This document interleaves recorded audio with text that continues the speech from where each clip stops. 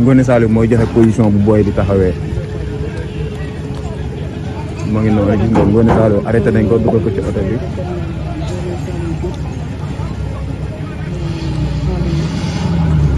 arrêté nañ Ngoné Saliou parce que nee nañ day joxe ay information booy naan leen fii la taxaw moo tax noonu ñu arrêté ko Ngoné Saliou bi nga xam ne nii moom laa àndal depuis démb léegi ñëw fi mu ngi noonu arrêté nañ ko ba dugal ci oto bi la daaw ñu ngi koy gisee noonu en direct ci image yi di ñoo tere ma jël ko mais arrêté nañ ko ba dugal ko ci biir image yi.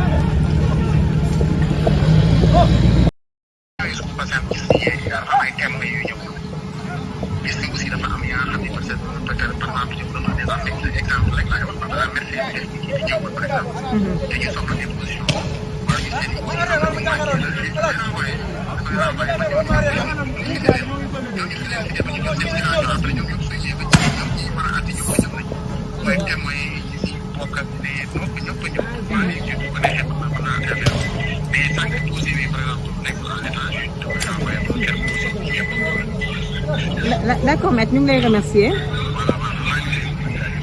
Merci beaucoup.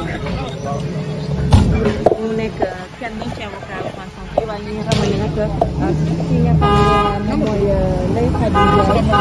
xam nga suñu góor ci yéen. da nga ko def di ko def direct wax booy fii la policier taxaw fii la policier taxaw. non man damay laaj nit policier taxaw wax loolu. dafa am yaram xees. kaay dañ ko policier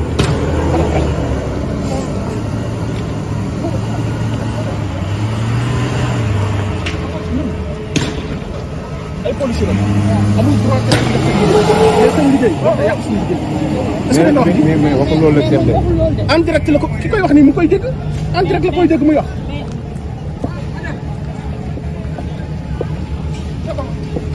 ñu ngi noonu ñuy jàpp Ngoné Saliou di ko dugal ci oto bi.